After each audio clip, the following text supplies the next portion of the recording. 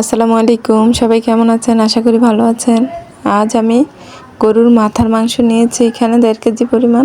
এই যে আমি মাংসটাকে কেটে ধুয়ে পরিষ্কার করে রেখেছি এক সাইডে। এখন আমি পাতিলে তেল দিয়ে দিলাম। তেলের মধ্যে আমি 5-6টা লং, 5-6টা এলাচ, 2টো তেজপাতা, 3 টুকরো দারুচিনি দিয়ে দিলাম। ওটার কিছুটা অ্যারোমা বেরিয়ে আসলে আমি পরে পেঁয়াজগুলো দিয়ে দিচ্ছি। আমি 1 কাপ পেঁয়াজ দিয়েছি। এখন আমি 1.5 টেবিল চামচ আদা বাটা দিয়ে দিলাম। 1.5 টেবিল চামচ রসুন বাটা দিব।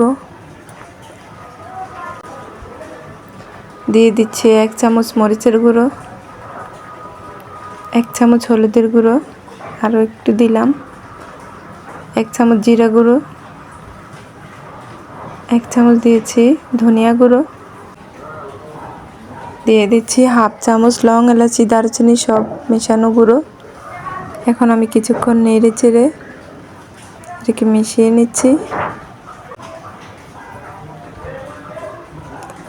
মিশিয়ে আমি 1/2 কাপ গরম পানি দিয়ে দিলাম যাতে মশলাটা পুড়ে না যায়। এটাকে একটু নেড়ে চেড়ে আমি কষিয়ে নিচ্ছি এটাকে।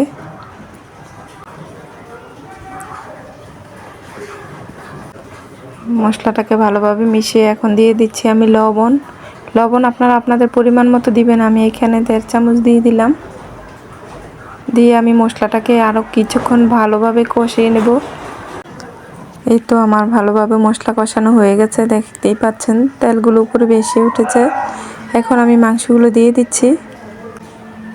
আমি সবগুলো মাংস দিয়ে দিলাম। এখন আমি এটাকে মশলার সাথে ভালোভাবে মিশিয়ে নিচ্ছি। ভালোভাবে মিশিয়ে আমি এই যে ঢাকনা দিয়ে দেব। এখন আর কোনো পানি দিব না। ঢাকনা দিয়ে আমি 10 মিনিট রেখেছি।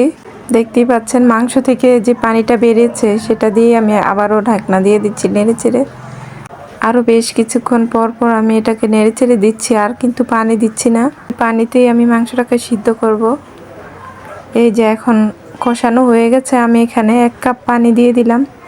দিয়ে আরও কিছুক্ষণ কষিয়ে সিদ্ধ করে নেব এটাকে। আমি কিছুক্ষণ পর পর অফ ক্যামেরায় কয়েকবার নেড়ে চেড়ে দিয়েছি। এই যে আবারও আমি নেড়ে চেড়ে দিচ্ছি। কিছুক্ষণ পর পর নাড়া দিতে হবে, তা না হলে নিচে লেগে যাবে।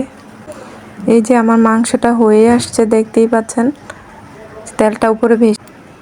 এই যে আমার রান্না হয়ে গেছে। যেহেতু মাথার মাংস ঝোল রাখি নাই, এভাবে অনেক মজা হয়েছিল। আপনারা এইভাবে ট্রাই করে দেখুন। সবাই ভালো থাকবেন। আল্লাহ হাফেজ।